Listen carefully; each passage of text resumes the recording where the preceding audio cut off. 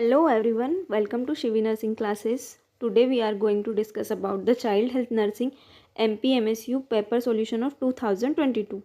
Firstly, we are discussing about the definition of nephrotic syndrome and pathophysiology of nephrotic syndrome, what is the clinical manifestation of nephrotic syndrome and what is the management of child with nephrotic syndrome using nursing process.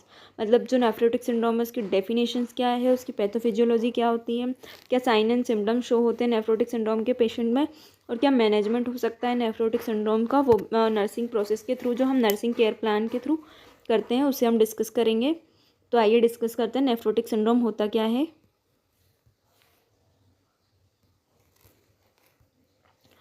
आपको diagram show हो रहा होगा, इसके through हम समझने की कोशिश करते हैं नेफ्रोटिक सिंड्रोम होता क्या है। नेफ्रोटिक क्या होता है, मतलब नेफ्रोन क्या होती है, किडनी की फंक्शनल यूनिट। ये जो हमें दिख रहा है इस डायग्राम में, ये है हमारा नेफ्रोन क्या है, किडनी की फंक्शनल यूनिट। तो ये जो डिसऑर्डर होगा वो कहाँ का होगा, किडनी का डिसऑर्डर होगा। किडनी की नेफ्रॉन यूनिट में कुछ चेंज होगा, कुछ प्रॉब्लम्स हो जाएगी जिसके कारण नेफ्रोटिक सिंड्रोम डेवलप होगा। यही हमें प्रॉब्लम्स देखनी है कि क्या प्रॉब्लम्स डेवलप हो सकती है और सिंड्रोम क्या होता है। ये तो हमें समझ आ गया है कि नेफ्रोटिक सिंड्रोम से ये साबित हो रहा है कि किडनी का कोई डिसऑर्डर है, जो नेफ्रॉन में कोई प्रॉब्लम दिख रही होगी जिसके कारण ये प्रॉब्लम शुरू हुई है। सिंड्रोम्स क्या होगा, सिंड्रोम ग्रुप ऑफ डिजीज़ और group of sine and symptoms, मतलब एक ऐसी बीमारी जिसमें बहुत ज़्यादा साइन एंड सिम्टम शो होते हैं उसे नेफ्रोटिक सिंड्रोम कहते हैं, उसे सिंड्रोम कहते हैं। देन ये नेफ्रॉन को अफेक्ट कर रही है, इसीलिए इसे नेफ्रोटिक सिंड्रोम कहा गया है। सबसे पहले हम डायग्राम में देखते हैं कि ये जो नेफ्रॉन है इसके किस पार्ट में अल्ट्रेशन हुआ होगा, किस पार्ट में। जैसे ये नेफ्रॉन का डायग्राम है, पीसीडी डीसीटी होता है, ग्लोमेरुलस फिल्ट्रेशन होता है। ये जो हिस्सा दिख रहा है डायग्राम में उसे क्या बोलते हैं, उसको वोमेन कैप्सूल बोलते हैं। और इसके अंदर जो ये रेड कलर की टीनी वेसल्स होती है, ये इस तरह का कैप्सूल होता है एक, और उसके अंदर एक टीनी वेसल्स होती है। ये जो दिख रही है ये इस तरह का एक गुच्छा होता है जो एक साइड से ब्लड को लाती है और एक साइड से ब्लड बाहर होता है। और यहाँ बीच में बहुत सेमी परमिएबल मेम्ब्रेन या बहुत पतली झिल्ली होती है जिससे ब्लड फिल्टर होता है। जो वेस्ट प्रोडक्ट होता है वो नीचे से यूरिन के थ्रू बाहर हो जाता है एंड जो क्लियर ब्लड होता है वो वापस से बॉडी में चला जाता है। ये हमारी किडनी का फंक्शन है जो नेफ्रॉन के अंदर परफॉर्म होता है। तो इसे ग्लोमेरुलस बोलते हैं। ये जो गुच्छा जैसा है टीनी वेसल्स का, ये जो गुच्छा है इसे ग्लोमेरुलस फिल्ट्रेशन या ग्लोमेरुलस बोलते हैं।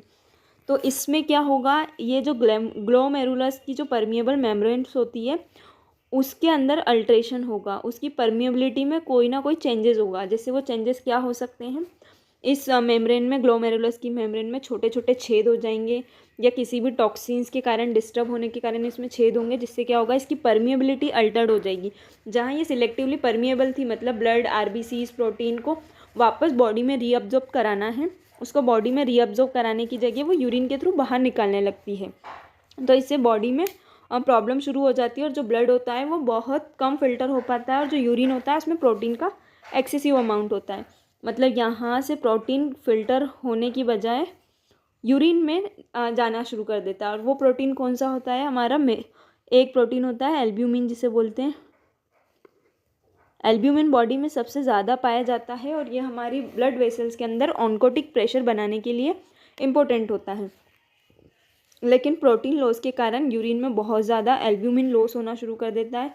तो जो ब्लड वेसल्स होती है, ये ब्लड वेसल्स है जहाँ पे ये ब्लड फ्लो हो रहा है, यहाँ पे ऑन्कोटिक प्रेशर कौन बना रहा है, कौन मेंटेन कर रहा है, वो है हमारा एल्ब्यूमिन।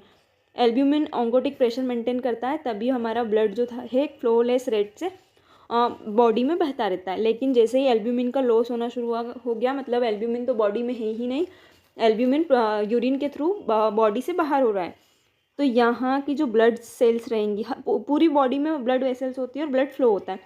तो बॉडी की ये जो ब्लड वेसल्स होती हैं, इनकी मेम्ब्रेन्स भी ब्लड में से फ्लूइड रिलीज़ करना शुरू कर देती है। और ये फ्लूइड कहाँ रिटेंशन होता है, ये उस वेसल्स के आसपास की जो जगह होगी, स्किन, मसल्स या जो भी जगह होगी, वहाँ पे ये फ्लूइड अकुमुलेशन होना शुरू हो जाएगा। बॉडी से फ्लूइड आना शुरू हो जाएगा, ये फ्लूइड अकुमुलेशन शुरू हो जाएगा इंटरस्टिशियल स्पेस में, मतलब ब्लड वेसल्स की जगह ये फ्लूइड जो रहेगा वो इंटरस्टिशियल स्पेस में आना शुरू हो जाएगा, जिसके कारण क्या डेवलप होगा, एडेमा की कंडीशन डेवलप होगी, जो कि सबसे पहले दिखता है आँखों के नीचे, जिसे आई पफिनेस बोलते हैं। आँखों के नीचे सबसे पहले दिखेगा, देन ये जो लेग से शुरू होगा और पूरी बॉडी में धीरे धीरे स्प्रेड आउट हो जाएगा, जिससे एडिमा की कंडीशन डेवलप होगी। तो इसका major sign and symptoms oedema ही होगा, और ये इस तरह हमारी बॉडी को अफेक्ट करेगी। प्रोटीन का लॉस होगा, और इससे क्या होगा, जैसे बॉडी से प्रोटीन का लॉस हो रहा है, एक पॉइंट ये है कि बॉडी से अगर प्रोटीन का लॉस हो रहा है तो क्या होगा, बॉडी से प्रोटीन का लॉस तो कंटिन्यूस हो ही जा रहा है, लेकिन जो हमारा लीवर रहेगा वो और ज़्यादा प्रोटीन बनाना शुरू कर देगा। बॉडी से प्रोटीन का लॉस हो रहा है तो ये लीवर क्या करेगा, और प्रोटीन बनाना शुरू कर देगा। जैसे एल्ब्यूमिन कंटिन्यूस लॉस होता जा रहा है क्योंकि हमारे नेफ्रॉन में प्रॉब्लम आ गई है, अब वो फिल्ट्रेशन की जगह प्रोटीन को यूरिन के थ्रू बाहर कर रहा है। तो बॉडी को बचाने के लिए, लाइफ सेविंग कंडीशन के लिए जो रहेगा, लीवर वापस प्रोटीन बनाना शुरू कर देगा, एल्ब्यूमिन प्रोटीन बनाना शुरू कर देगा। उसके साथ साथ जो रहेगा कोलेस्ट्रॉल और लिपिड, वो भी उसका भी फॉर्मेशन होना शुरू हो जाएगा। तो जितना प्रोटीन बनेगा उसी अमाउंट में कोलेस्ट्रॉल और लिपिड का भी फॉर्मेशन होना शुरू होगा, ये लिवर के थ्रू होगा। लेकिन जो लिपिड रहता है, जो कोलेस्ट्रॉल रहता है, वो वाटर इनसॉल्यूबल होता है, मतलब कि वो यूरिन पानी में डाइल्यूट नहीं हो पाता है अच्छे से, वो यूरिन के थ्रू बॉडी से बाहर नहीं होता है। तो वो जो कोलेस्ट्रॉल और लिपिड रहेगा वो बॉडी में ही रिटेंशन हो जाएगा, जो लिपिड रहेगा उसका बॉडी में ही रिटेंशन हो जाएगा। तो एक कंडीशन और डेवलप होगी जिसके कारण बोला जाएगा हाइपरलिपिडीमिया। मतलब बहुत सारे साइन एंड सिम्टम्स दिख रहे हैं मेजर, जिसके कारण इसे सिंड्रोम देखा गया है। जैसे हमने अभी समझा है कि एक एल्ब्यूमिन का लॉस होगा, प्रोटीन यूरिया होगा, और प्रोटीन अगर यूरिन में ज़्यादा है तो ब्लड में क्या होगा, प्रोटीन कम होगा, तो हाइपोएल्ब्यूमिनिया होगा। ब्लड में हाइपोएल्ब्यूमिनिया हो गया, फिर पूरी बॉडी में एडेमा हो गया, और दूसरा हमारा हाइपरलिपिडीमिया हो गया। अगर बॉडी में फ्लूइड रिटेंशन हुआ है, तो फ्लूइड रिटेंशन के कारण क्या होगा, एक तो वेट गेन होगा, दूसरा जो ब्लड प्रेशर होगा वो इंक्रीज़ होगा, तो हाइपरटेंशन की भी एक कंडीशन डेवलप होगी। इस सब सर्कमस्टेंसेस के चलते एक हाइपरटेंशन की कंडीशन डेवलप होने के चांसेस होते हैं। तो ये इतने साइन एंड सिम्टम्स के कारण इसे सिंड्रोम में इंक्लूड किया गया है। आगे हम डिस्कस करते हैं डेफिनेशन और क्लिनिकल मैनिफेस्टेशन एंड इटियोलॉजी क्या होती है।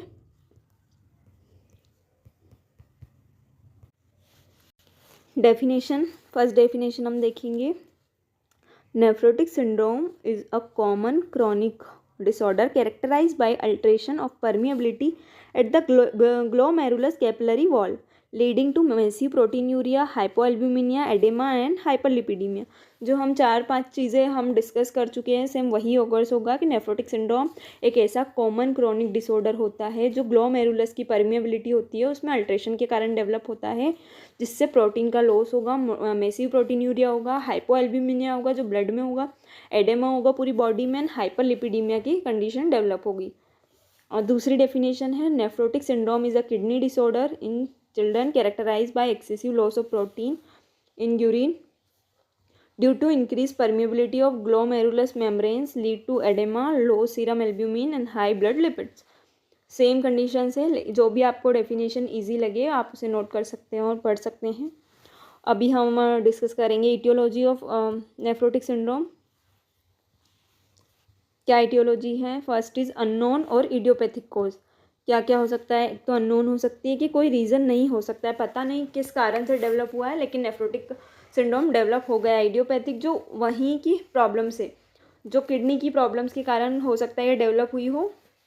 दूसरा, certain disease of kidney of other organ, जैसे किडनी की डिजीज़ के कारण भी नेफ्रोटिक सिंड्रोम हो सकता है, और जो दूसरे ऑर्गन्स होते हैं जैसे डायबिटीज़ अगर हुई है तो उसके कारण भी क्या होगा, नेफ्रोटिक सिंड्रोम डेवलप हो सकता है।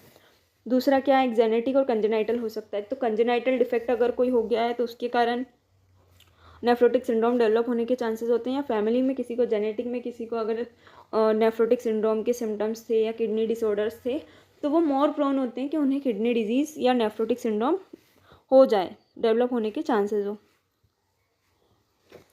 अब हम इसके टाइप्स देखेंगे, नेफ्रोटिक सिंड्रोम के क्या टाइप्स हैं। सबसे पहले हम देखेंगे primary types of nephrotic syndrome या किडनी डिजीज़।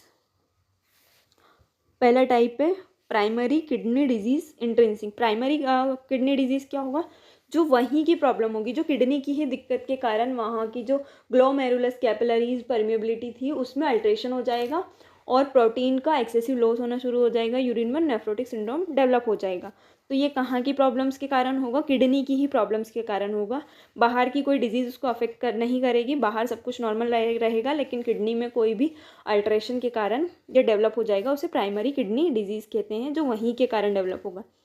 पहला क्या है? Minimal changes of disease. Minimal changes एक डिजीज़ होगा इसका। जैसे इसमें क्या होगा कि जो ग्लोमेरुलस की परमिएबिलिटी रहेगी, जिसमें उसमें जो भी अल्ट्रेशन आएगा वो हमें नॉर्मली दिखाई नहीं देगा। जो भी हम टेस्ट परफॉर्म करवाएंगे उसमें हमें पूरा क्लियर नहीं समझ आएगा कि ये नेफ्रोटिक सिंड्रोम ही है, लेकिन sign and symptoms nephrotic syndrome के दिखेंगे, जिससे जो डॉक्टर्स रहेंगे वो और टेस्ट परफॉर्म करवाएंगे जो स्पेशल माइक्रोस्कोप से पता करते हैं। उसमें समझ आएगा कि ये किडनी डिजीज़ है या नहीं, नेफ्रोटिक सिंड्रोम है या नहीं। दूसरा है फोकल सेगमेंटल ग्लोमेरुलोस्क्लेरोसिस। ये इसमें क्या होगा? फोकल सेगमेंट में जो ग्लोमेरुलस की सारी उसमें प्रॉब्लम नहीं होगी। जैसे वो हमने टीनी वेसल्स का एक गुच्छा देखा था, उसमें पूरे में प्रॉब्लम नहीं होगी, उसमें कहीं कहीं पे कुछ कुछ स्पेस में स्क्रैचिंग के कारण हो जाएगा। जैसे स्क्रैच आ जाता है तो उसकी परमेबिलिटी, ये छोटे छोटे छेद हो जाते हैं अलग अलग जगह पे, तो उससे क्या होगा? परमेबिलिटी जो रहेगी वो थोड़ी सी अल्टर्ड हो जाएगी। पूरी ग्लोमेरुलस अफेक्ट नहीं होगी, कुछ कुछ पार्ट उसका अफेक्ट होगा, तो इसको बोलेंगे फोकल सेगमेंटल ग्लोमेरुलोस्क्लेरोसिस। मेम्ब्रेनस नेफ्रोपैथी होगा। जो मेम्ब्रेनस नेफ्रोपैथी मतलब थिकनिंग हो जाएगी, ग्लोमेरुलर बेसमेंट मेम्ब्रेन जो होगी उसकी थिकनिंग हो जाएगी, उसके कारण भी नेफ्रोटिक सिंड्रोम डेवलप होने के चांसेस होंगे। फिर क्या है? सेकेंडरी कोज। सेकेंडरी कोज क्या होते हैं? जो किडनी के प्रॉब्लम्स नहीं होते। सेकेंडरी कोज मतलब जो किडनी के कारण नहीं डेवलप हुए हैं, जो सेकेंडरी कोई और चीज़ के कारण डेवलप हुए हैं उसे सेकेंडरी कोज में हम कंसिडर करते हैं। क्या क्या है सेकेंडरी कोज में, डिस्कस करते हैं हम। Systematic disease and other factor, मतलब किसी और सिस्टम की डिजीज़ और कोई और फैक्टर्स के कारण ये कंडीशन डेवलप हो रही है। पहला देखते हैं डायबिटीज़ मेलाइटस। डायबिटीज़ मेलाइटस क्या होगा? High blood sugar damage kidney vessels, मतलब वहाँ की जो ग्लोमेरुलस कैपिलरीज मेम्ब्रेन थी, जो टीनी वेसल्स थी, ग्लोमेरुलस की जो छोटी छोटी वेसल्स थी वो बहुत थिन होती है, तो वो क्या होगा? हाई ब्लड शुगर के कारण डैमेज हो जाएगी, जिसे डायबिटीज़ नेफ्रोपैथी कहेंगे। ऑटो इम्यून डिजीज़ हो सकती है, अगर कहीं कोई भी ऐसी डिजीज़ हो रही है, अपनी ही बॉडी की कंडीशन, अपनी ही बॉडी उस चीज़ पे अटैक कर रही है, उसे पहचान नहीं पा रही कि अपनी बॉडी की सेल से, उसके कारण जो रहेगा ऑटो इम्यून डेवलप हो जाएगा, जैसे lupus nephritis and abnormal protein buildup. Infection के कारण होगा।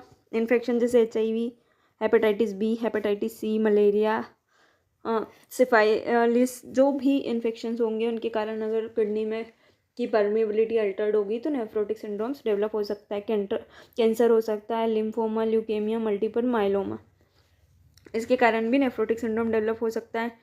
कुछ मेडिकेशन, जैसे कि बहुत लंबे टाइम से हम मेडिकेशन ले रहे हैं, जैसे एनसेड्स मेडिसिन जो होती है, जैसे non steroid anti inflammatory medicine होती है, आइब्रूफेन, पैरासीटामोल, इनका बहुत ज़्यादा अमाउंट में कंज्यूम या प्रोलॉन्ग टाइम से मेडिसिन को ले रहे हैं तो किडनी डैमेज होने के चांसेस हो सकते हैं।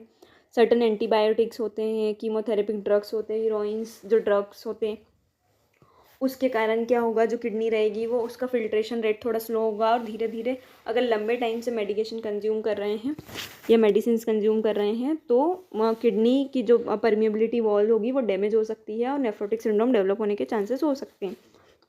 जेनेटिक फैक्टर क्या होगा? जैसे mutation in gene of kidney proteins, मतलब ऐसे कोई भी सर्टन म्यूटेशन हो जाएगा जो किडनी के प्रोटीन्स फिल्ट्रेशन करने की रेट को अल्टर कर देगा, या कंजेनाइटल कोई भी नेफ्रोटिक सिंड्रोम होगा जिससे क्या होगा कि किडनी प्रॉपर फिल्टर नहीं कर पाएगी, तो उसे जेनेटिक फैक्टर में इंक्लूड किया जाएगा। और इन सब चीज़ों के चलते कोई और फैक्टर ऐसे ऐड हो जाते हैं कि थोड़ी प्रॉब्लम्स तो बॉडी में चल रही थी, नेफ्रोटिक सिंड्रोम डेवलप होने के चांसेस चल रहे थे, लेकिन कुछ ट्रिगर पॉइंट और आ गए हैं जो वो नेफ्रोटिक सिंड्रोम को डेवलप कर सकते हैं, तो उससे और ज़्यादा ही ट्रिगर्ड हो सकते हैं और नेफ्रोटिक सिंड्रोम होने के चांसेस बढ़ जाते हैं। जैसे upper respiratory infection, allergic reaction, insect bite और vaccination can sometime triggered episodes. Same ये चीज़ें हैं कि ये उस एपिसोड्स को ट्रिगर्ड कर सकती है।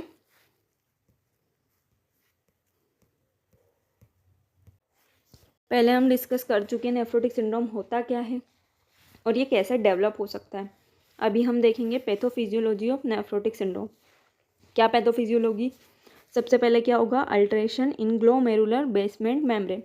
वो जो ग्लोमेरुलर देखी थी हमने, छोटी छोटी टीनी वेसल्स थी, जो ग्लोमेरुलर का गुच्छा जो था, उसकी जो मेम्ब्रेन होगी उसमें अल्ट्रेशन होगा, उसकी परमिएबिलिटी, मतलब वो जो ट्रांसपोर्टेशन करती थी इधर से उधर चीज़ों का, या अब्जॉर्प्शन करवाती थी, या जो वेस्ट मटेरियल थे उनको बॉडी से बाहर करने में या यूरिन में डालने में हेल्प करवाती थी, उसमें अल्ट्रेशन हो जाएगा। तो जो उसका नॉर्मल फंक्शन रहता है उस वो वाला फंक्शन में अल्ट्रेशन के कारण उसका जो फंक्शन रहेगा वो थोड़ा अबनॉर्मल हो जाएगा, जिससे क्या होगा, अल्टर्ड ग्लोमेरुलर प्रोटीन परमिएबिलिटी। मतलब जो ग्लोमेरुलर प्रोटीन को पहले बॉडी में ही रीअब्जॉर्ब करा दिया जाता था, अब वो वापस उसको रीअब्जॉर्ब कराने में एफिशिएंट नहीं है। उसमें छोटे छोटे टीनी कैपिलरीज डैमेज होने के कारण छोटे छोटे ऐसे होल्स हो गए हैं, जिसके कारण जो प्रोटीन है वो इजीली यूरिन में जा सकता है या वहाँ से लीक हो सकता है। दूसरा, increase loss of protein in urine. इससे क्या होगा, जो प्रोटीन है वो परमिएबिलिटी उसकी अल्टर्ड हो गई, तो प्रोटीन बाहर जा रहा है, तो उससे क्या होगा, जो प्रोटीन में यूरिन है उसमें प्रोटीन का अमाउंट जो रहेगा वो बहुत बढ़ जाएगा। हमने देखा था कि अगर प्रोटीन यूरिन में ज़्यादा जा रहा है तो मतलब ब्लड में कम है, और सबसे ज़्यादा बॉडी में कौन सा प्रोटीन होता है, एल्ब्यूमिन। सेम एल्ब्यूमिन का फंक्शन हमने पहले पढ़ चुके हैं कि ये बॉडी के ऑन्कोटिक प्रेशर को मेंटेन करता है। अगर ये प्रोटीन बहुत ज़्यादा यूरिन में जा रहा है, मतलब ब्लड में कम है, तो क्या होगा, हमारा ऑस्मोटिक प्रेशर वैसे ही डिस्टर्ब हो जाएगा और इंटरस्टिशियल स्पेस में चीज़ें लीक करना शुरू कर देगा। इसके कारण क्या चीज़ें डेवलप होगी, ऑन्कोटिक प्रेशर अल्टर्ड होगा या डिक्रीज़ हो जाएगा, कम हो जाएगा। तो इसके कारण एक चीज़ तो हो सकती है डिक्रीज वेस्कुलर वॉल्यूम। जो वेसल्स में था, ये वेसल्स में जो लिक्विड जो ब्लड था या फ्लूइड जो है अपना, उसका अमाउंट, क्योंकि ये फ्लूइड यहाँ से लीक हो रहा है और इंटरस्टिशियल स्पेस में जमा हो रहा है, मतलब वेसल्स में कम है, तो वेस्कुलर वॉल्यूम तो कम हो गया है। उसके कारण क्या होगा, वेस्कुलर वॉल्यूम कम हुआ, मतलब हमारी जो शरीर में जितने भी वेसल्स है, ब्लड वेसल्स है, उनमें ब्लड कम बह रहा है। ब्लड वेसल्स में अगर कम बह रहा है तो किडनी तक भी कम ही पहुँच रहा होगा। किडनी कम पहुँच रहा है मतलब डिक्रीज रीनल ब्लड फ्लो, मतलब जो किडनी से जो ब्लड फ्लो हो रहा था वो भी कम हो गया है। दूसरा, ये जो फ्लूइड यहाँ से लीक कर रहा था वो क्या करेगा, फ्लूइड लीक करते करते इंटरस्टिशियल स्पेस में आ जाएगा। इंटरस्टिशियल स्पेस में आ गया है तो क्या होगा, एडेमा होगा, मतलब सूजन आना शुरू हो जाएगी, क्योंकि वेसल्स में ब्लड जब तक बहता है तब तक नॉर्मल रहता है, लेकिन वो जैसे जैसे बाहर उसका लिक्विड जो फ्लूइड है वो रिटेंशन होना शुरू कर देगा स्किन में, मसल्स में या उसके आसपास की लेयर में, तो उसे हम इंटरस्टिशियल स्पेस कहेंगे और उसमें एडिमा की कंडीशन डेवलप हो जाएगी। एडिमा डेवलप होगा तो क्या होगा, टेब्यूलर Na मतलब सोडियम एंड H2O रीअब्जॉर्प्शन जो रहेगा वो बढ़ जाएगा। Increase secretion of aldosterone, aldosterone जो हॉर्मोन्स होता है उसका भी सिक्रेशंस बढ़ जाएगा, और ये सारी चीज़ें नेफ्रोटिक सिंड्रोम के होने के कारण ये सारी चीज़ें अल्टर्ड हो जाएगी और साइन एंड सिम्टम्स दिखने लगेंगे। आइए अब डिस्कस करते हैं क्लिनिकल मैनिफेस्टेशन, मतलब क्या साइन एंड सिम्टम्स दिखेंगे अगर किसी चिल्ड्रन को नेफ्रोटिक सिंड्रोम हो गया है। तो सबसे पहले तो मेजर फीचर देखेंगे, जो सबसे ज़्यादा मेजर फीचर होंगे वो क्या होगा, एक तो एडिमा होगा, एडिमा 100% है। देन प्रोटीन यूरिया होगा। प्रोटीन यूरिया क्या होता है, यूरिन में प्रोटीन आना बहुत ज़्यादा अमाउंट में, उसे प्रोटीन यूरिया कहते हैं। हाइपोएल्ब्यूमिनिया, ब्लड में अगर यूरिन में प्रोटीन जा रहा है तो मतलब ब्लड में प्रोटीन वैसे ही कम है, तो कौन सा प्रोटीन होता है बॉडी में मेजर अमाउंट में, एल्ब्यूमिन, तो हाइपोएल्ब्यूमिनिया की कंडीशन डेवलप होगी। अगर प्रोटीन लॉस हो रहा है तो लीवर प्रोटीन बहुत ज़्यादा फॉर्म करना शुरू कर देगा।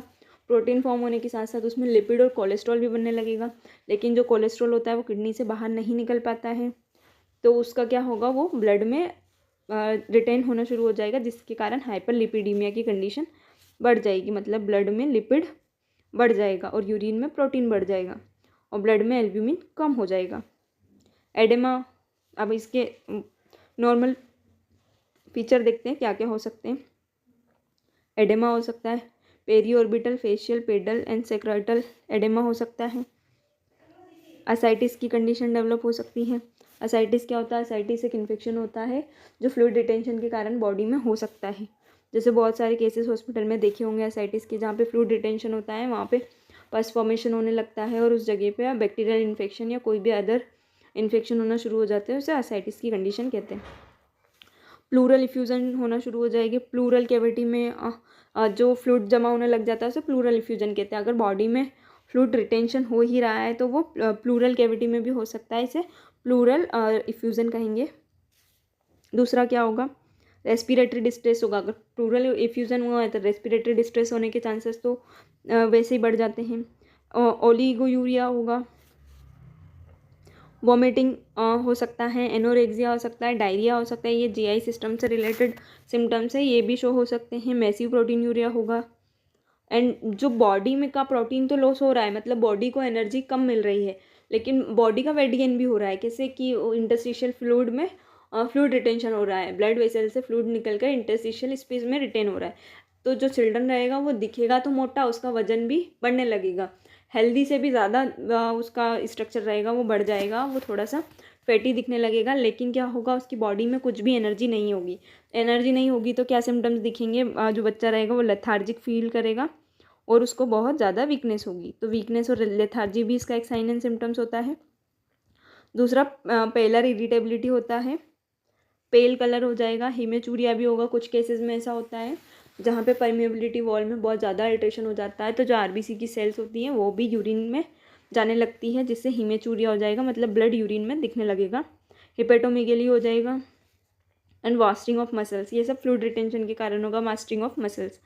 अब कैसे डायग्नोज करना है कि बेबी में नेफ्रोटिक सिंड्रोम्स है या नहीं, तो उसके लिए हम सबसे पहले हिस्ट्री लेंगे, हिस्ट्री कलेक्ट करेंगे, पूरी प्रेजेंट एंड पास्ट हिस्ट्री, पूरी कंप्लीट हिस्ट्री लेना है, कब से क्या डेवलप हुआ, क्या क्या फैक्टर्स रहे, कोई ट्रिगरिंग फैक्टर्स तो नहीं है, कोई कंजेनाइटल अनोमलीज के कारण तो नहीं है, और या फैमिली हिस्ट्री तो नहीं है। कंप्लीट हिस्ट्री लेना है कि कहाँ से ये नेफ्रोटिक सिंड्रोम डेवलप हो सकता है। दूसरा फिजिकल एग्जामिनेशन करना है, क्या क्या साइन एंड सिम्टम्स बच्चे में दिख रहे हैं वो पूरा एग्जामिन करना है। यूरिन एग्जामिनेशन करना है। यूरिन एग्जामिनेशन में क्या करेंगे, हम प्रोटीन यूरिया सबसे पहले देखेंगे, प्रोटीन कितना होगा, जो 2 से 20 ग्राम पर डे के अकॉर्डिंग ब्लड में यूरिन में प्रोटीन जाना शुरू हो जाएगा, जिससे पता चलेगा कि नेफ्रोटिक सिंड्रोम डेवलप हो गया है। ब्लड इन्वेस्टिगेशन करेंगे, ब्लड इन्वेस्टिगेशन भी शो करेगा क्या क्या डिक्रीज टोटल प्रोटीन, मतलब ब्लड में जो टोटल प्रोटीन की वैल्यू होगी वो डिक्रीज हो जाएगी, जो एल्ब्यूमिन रहेगा ब्लड में वो भी डिक्रीज होगा, कोलेस्ट्रॉल का लेवल ब्लड में बढ़ जाएगा, lipoprotein NBUN blood urea nitrogen increase हो जाएगा। लिपोप्रोटीन और ब्लड यूरिया नाइट्रोजन सारे इंक्रीज होने लगेंगे ब्लड के अंदर। दूसरा क्या होगा, serum albumin and globulin ratio reverse, जो सीरम एल्ब्यूमिन और ग्लोब्यूलिन का बॉडी में रेशियो होता था वो भी रिवर्स हो जाएगा, क्योंकि एल्ब्यूमिन तो अब यूरिन के थ्रू बाहर होने लग जाता है इस सिचुएशन में, तो बॉडी में एल्ब्यूमिन वैसे ही कम हो जाएगा, तो उसके कारण जो रेशियो रहेगा वो भी अल्टर्ड हो जाएगा। क्रिएटिनिन लेवल भी लो हो जाएगा, क्योंकि क्रिएटिनिन भी एक प्रोटीन होता है। अगर प्रोटीन लॉस हो रहा है तो एल्ब्यूमिन के साथ साथ बहुत सारे ऐसे प्रोटीन्स होंगे जो लॉस होंगे, लेकिन बॉडी में मेजर अमाउंट में एल्ब्यूमिन पाया जाता है, तो एल्ब्यूमिन का एक्सेसिव लॉस होगा, बाकी प्रोटीन का भी लॉस होना शुरू हो जाएगा। हाइपोमैग्नीशिया होगा, मैग्नीशियम भी कम हो जाएगा। रेनल बायोप्सी एक टेस्ट हम करवा सकते हैं, रीनल बायोप्सी करवा सकते हैं कि ये कंडीशन है या नहीं, ये सीरम का कंप्लीटमेंट टेस्ट करवा सकते हैं।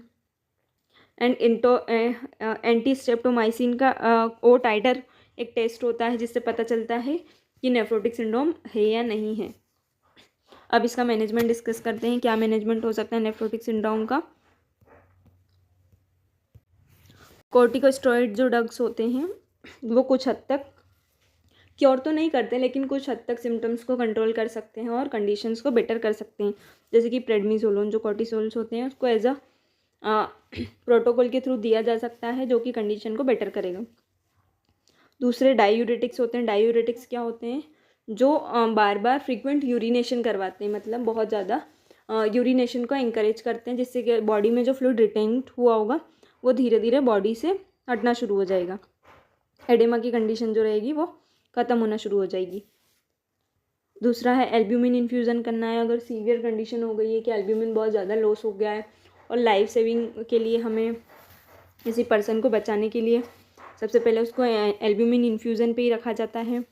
देन एंटीबायोटिक, अगर एसाइटिस की कंडीशन डेवलप हो गई है, जो इंटरस्टिशियल स्पेस में फ्लूइड जमा हुआ था उसमें बैक्टीरियल इन्फेक्शन अगर हो गया है, तो उसका मैनेजमेंट के लिए हमें एंटीबायोटिक प्रिस्क्राइब करेंगे, जो भी रिक्वायर्ड एंटीबायोटिक होगी।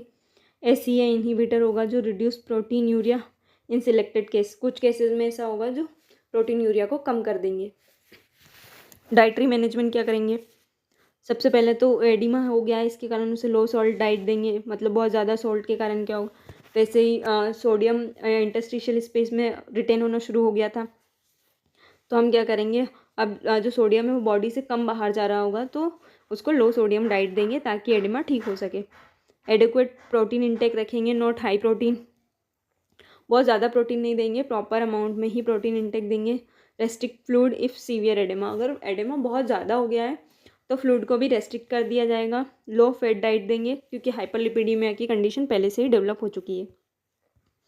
अब नर्सिंग मैनेजमेंट देखेंगे, नर्सिंग प्रोसेस के थ्रू कैसे मैनेज करते हैं। जैसे हम हॉस्पिटल में नर्सिंग केयर प्लान बनाते हैं, नर्सिंग केयर प्लान में हम 6 स्टेप फॉलो करते हैं। पहले असेसमेंट करेंगे पेशेंट का, उसके बाद एक नर्सिंग डायग्नोसिस बनाएंगे जो नंदा के अकॉर्डिंग बनती है। फिर उसका आउटकम आइडेंटिफिकेशन देखेंगे कि हमें ये प्रॉब्लम्स दिखी है, ये डायग्नोसिस हमने बनाई है तो इसका हमें आउटकम क्या चाहिए। फिर इंटरवेंशन बनाएंगे कि हमें क्या प्लानिंग करनी है, क्या केयर देना है, उसकी प्लानिंग करेंगे। एंड देन इम्प्लीमेंट करेंगे, उसी केयर की जो हमने प्लानिंग की है उसको इम्प्लीमेंट करेंगे, पेशेंट को प्रोवाइड करेंगे। एंड देन इवोल्यूएट करेंगे कि हमने जो प्लानिंग की है, हमने जिसको इम्प्लीमेंट किया है उससे पेशेंट को फ़ायदा हुआ है या नहीं, वो कुछ हद तक ठीक हुआ है या नहीं। तो आइए देखते हैं नर्सिंग प्रोसेस के थ्रू हम कैसे मैनेज करेंगे। सबसे पहले असेसमेंट में क्या करेंगे, पहली प्रोसेस हमारी असेसमेंट होती है जो 2 तरह की होती है, एक सब्जेक्टिव डाटा के थ्रू होती है, एक ऑब्जेक्टिव डाटा के थ्रू होती है। सब्जेक्टिव डाटा में क्या करना है, जो पेशेंट से हम पूछ सकते हैं, जो हमें लोग बता सकते हैं, पेशेंट के अटेंडर या पेशेंट खुद। वैसे तो हमारे केस में चाइल्ड होगा तो हमें पेरेंट से ही डाटा लेना है, तो उसे हम सब्जेक्टिव डाटा में इंक्लूड करेंगे। जैसे swelling on face specially in morning, मतलब उसके पेरेंट्स बताएंगे कि इसके फेस पे बहुत ज़्यादा स्वेलिंग हो जाती है मॉर्निंग में, और जो बच्चा है वो बहुत कम यूरिन पास कर रहा है, और जो बच्चा खुद बोलता भी है कि उसको बहुत भारी भारी लग रहा है, जब से वो डेवलप हुआ है, सिम्टम्स जब से डेवलप हुए तब से उसे एक हेवीनेस फील हो रही है, फीलिंग ऑफ हेवीनेस, ये बच्चा बताएगा। और उसकी वो जो भूख में कमी होगी उसको पेरेंट्स ऐसे भी नोटिस करके बताएंगे कि बच्चा कुछ खा पी नहीं रहा है ढंग से, तो उससे क्या होगा, पुअर एपेटाइट होगा। And fatigue and lethargy feel करेगा, ये भी पेरेंट्स या चिल्ड्रन खुद बता सकता है नेफ्रोटिक सिंड्रोम वाला। ऑब्जेक्टिव डाटा क्या होगा, जो हम ऑब्जर्व कर सकते हैं वो हम डिस्कस करेंगे। Objective data is periorbital pedal scrotal and generalise oedema. जैसे बॉडी में पेरीऑर्बिटल पेडल या स्क्रोटल एडिमा डेवलप हो जाएगा, मतलब फ्लूइड रिटेंशन हो जाएगा जिसके कारण, और उसके पैर सूजे हुए लगेंगे, स्क्रोटल एरिया के आसपास सूजन होगी, आइस के आसपास सूजन होगी, या लिम्स में होगा प्रॉब्लम्स, या एडिमा हो जाएगी। ये जो एडिमा होता है ये पिटिंग एडिमा होता है। पिटिंग एडिमा कैसे होता है, जैसे जो नेफ्रोटिक सिंड्रोम के कारण एडिमा होता है वो पिटिंग एडिमा होता है। जैसे उस जिस जगह पे पर्टिकुलर जगह पे एडिमा होता है वहाँ पे अगर हम अपनी फिंगर से प्रेस करते हैं तो वो वापस से बॉडी रिटेन होने में कुछ टाइम लेगी, कुछ 1 आध मिनट लेगी पूरी वापस से नॉर्मल होने में, हमें वहाँ पे गड्ढा जैसा दिखेगा, उसे पिटिंग एडिमा बोलेंगे। वेट गेन होगा, ये हम ऑब्जर्व कर सकते हैं। प्रोटीन यूरिया हम उसके टेस्ट रिपोर्ट से पता कर सकते हैं। हाइपो एल्ब्यूमिनिया हो जाएगा, मतलब ब्लड में एल्ब्यूमिन की कमी होगी। फोर्थ यूरिन क्या होगा, मतलब झाग जैसा यूरिन, जब भी बच्चा यूरिन पास करेगा तो उसमें झाग आएंगे, झाग टाइप होंगे, जैसे कि पता चले कि उसमें प्रोटीन की अमाउंट बहुत ज़्यादा है। इंक्रीज अब्डोमिनल गर्थ, क्योंकि असाइटिस हो जाएगा। असाइटिस की कंडीशन क्या होगी, जो पेट के आसपास फ्लूइड रिटेंशन हो जाएगा उसे असाइटिस बोला जाएगा। Elevated serum cholesterol, serum cholesterol का लेवल बढ़ जाएगा। स्किन पेलर दिखने लगेगी और जो वाइटल साइंस है वो भी डिस्टर्ब लगेंगे, अल्टर्ड दिखेंगे। जैसे जो बीपी रहेगा वो हाइपरटेंशन भी हो सकता है, नॉर्मल भी हो सकता है। मोस्टली केसेस में हमें हाइपरटेंशन देखने को मिल सकता है। दूसरा अब हम डिस्कस करेंगे नर्सिंग डायग्नोसिस। नर्सिंग डायग्नोसिस कैसे बनाएंगे हम असेसमेंट के बाद।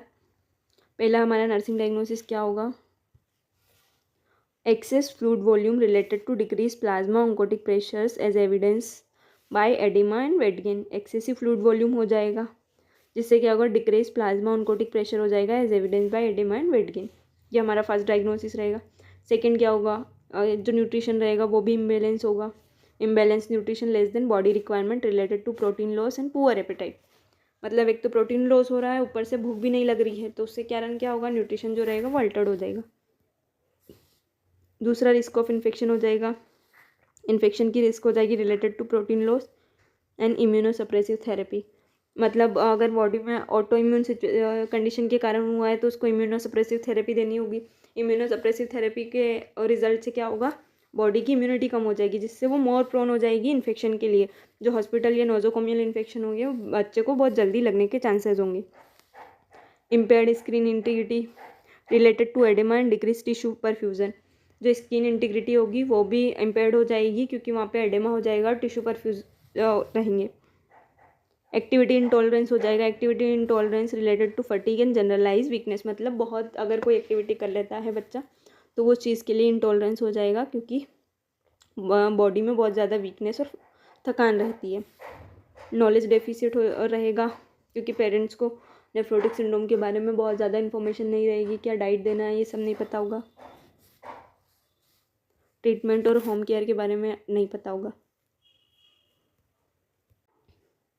आउटकम आइडेंटिफिकेशन क्या होता है, जो हमें आउटकम चाहिए कि हमने असेसमेंट कर लिया, डायग्नोसिस बना ली, अब हम केयर प्लान करेंगे उसका क्या आउटकम निकलना चाहिए। हम चाहते हैं कि बेबी में या बच्चे में ये कंडीशन इंप्रूव हो तो उसे हम आउटकम आइडेंटिफिकेशन बोलेंगे। क्या गोल है हमारे या क्या एक्सपेक्टेड आउटकम हम चाहते हैं। सबसे पहले शो रिडक्शन इन एडेमा, मतलब सबसे पहले तो उसका एडेमा कम हो। मेंटेन नॉर्मल फ्लूइड बैलेंस, मतलब नॉर्मल फ्लूइड का बैलेंस हो क्योंकि बॉडी में फ्लूइड अकुमुलेशन भी होगा प्लस वेसल्स में फ्लूइड लो भी होगा, लो फ्लूइड वॉल्यूम भी होगा, तो उसको हम मेंटेन करना चाहते हैं। हम चाहते हैं कि उसकी बॉडी में फ्लूइड बैलेंस हो जाए। अचीव एडिक्वेट न्यूट्रिशन स्टेटस, मतलब उसका न्यूट्रिशन स्टेटस है वो भी मेंटेन हो। रिमेन फ्री फ्रॉम इन्फेक्शन, मतलब उसको इन्फेक्शन का रिस्क भी ना हो। मेंटेक्ट इंटैक्ट स्किन, इसकी स्किन इंटीग्रिटी है वो भी इम्प्रूव हो। And parents will demonstrate understand of disease and care, और हम पेरेंट्स को भी अच्छे से हेल्थ एजुकेशन के थ्रू बता सकें कि क्या क्या प्रॉब्लम है और क्या क्या प्रिकॉशंस रखना है, कैसे होम केयर करनी है, कैसे मैनेज करना है, तो वो सब चीज़ें हम पेरेंट्स को एजुकेशन के थ्रू प्रोवाइड कर सकें। अब देखेंगे नर्सिंग इंटरवेंशन, मतलब हमने क्या प्लानिंग की गई है और वो कैसे बेनिफिशियल हो सकती है। प्लानिंग सबसे पहले हम देखेंगे फॉर एक्सेसिव फ्लूइड वॉल्यूम। हम इंटरवेंशन प्लान कर रहे हैं हमारे अलग अलग डायग्नोसिस के लिए। पहला क्या था, हमारा एक्सेस फ्लूइड वॉल्यूम हो जाएगा, जो एडेमा हो जाएगा उसको कैसे प्लान करेंगे। पहले तो डेली वेट मॉनिटर करेंगे, intact and output accurately measure करेंगे क्योंकि इसमें सबसे ज़्यादा इंपॉर्टेंट होता है ये। एडेमा को असेस करेंगे daily. Restrict salt and fluid as prescribe, salt and fluid को रेस्ट्रिक्ट करेंगे जैसा कि प्रिस्क्रिप्शन में दिया होगा। दूसरा क्या है, administer diuretic as ordered, diuretics का एडमिनिस्टर करेंगे क्योंकि इससे क्या होगा, यूरिनेशन प्रमोट होगा और यूरिन के थ्रू जो बॉडी में एक्सेसिव फ्लूइड है वो बाहर होना शुरू हो जाएगा, जिससे एडेमा नॉर्मल होगा। एलिवेट एडेमेटस पार्ट, मतलब जो जहाँ पे एडेमा हुआ है उस पार्ट को एलिवेट करेंगे, ऊपर रखेंगे थोड़ा सा, ताकि वहाँ का जो फ्लूइड है वो नीचे जा पाए या वहाँ एक ऐसी जगह पे पहुँच पाए जहाँ से वो इजीली रिलीज हो सके यूरिन के थ्रू। जैसे लेग्स में अगर एडेमा है तो उसको थोड़ा ऊपर करके रखेंगे ताकि जो वहाँ पे फ्लूइड अकुमुलेशन हुआ है वो और नीचे आके मतलब डिफ्यूजन या अदर ऑस्मोटिक प्रोसेस के थ्रू बाहर हो सके, यूरिन में जा सके और यूरिन के थ्रू बाहर हो सके। न्यूट्रिशन इम्बैलेंस के लिए हम देखेंगे, न्यूट्रिशन इम्बैलेंस के लिए प्लान करेंगे। क्या प्लान करेंगे, provide high calorie adequate protein diet, मतलब एनर्जी वीकनेस है, एनर्जी की रिक्वायरमेंट होगी ही, वे भी जो लथार्जिक और वीक फील कर रहा है उसके लिए हमें हाई कैलोरी डाइट तो प्लान करनी ही होगी, पर जो प्रोटीन रहेगा वो एडुकेट अमाउंट में देना होगा जितना कि उसको ज़रूरत है।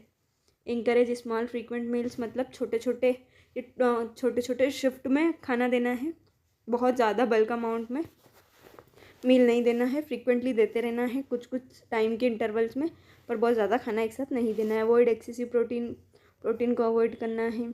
मॉनिटर सीरम एल्ब्यूमिन देखना है एंड डाइटिशियन से कंसल्ट करना है। रिस्क ऑफ इन्फेक्शन को कैसे मैनेज करेंगे। अब रिस्क ऑफ इन्फेक्शन को मैनेज करने के लिए सबसे पहले मेंटेन स्ट्रिक्ट हैंड हाइजीन को मेंटेन करेंगे। चिल्ड्रन को केयर करने से पहले और चिल्ड्रन को केयर करने के बाद हैंड वॉश परफॉर्म करेंगे। टेम्परेचर डेली मेजर करेंगे, उससे समझ आएगा हमें कि कोई इन्फेक्शन या फीवर की कंडीशन डेवलप तो नहीं है।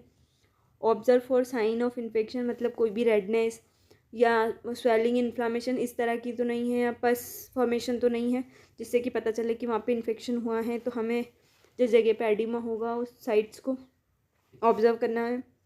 Avoid exposure to infected person, मतलब उस चिल्ड्रन को इन्फेक्टेड पर्सन के एक्सपोजर से दूर रखना है, जिससे क्रॉस कंटामिनेशन के थ्रू इन्फेक्शन ना हो सके।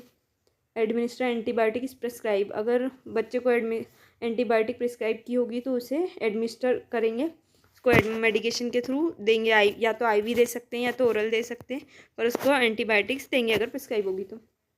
फॉर इम्पेयर्ड स्किन इंटीग्रिटी, अगर स्किन इंटीग्रिटी इम्पेयर्ड हुई है तो क्या करेंगे, प्रोवाइड रेगुलर स्किन केयर देंगे।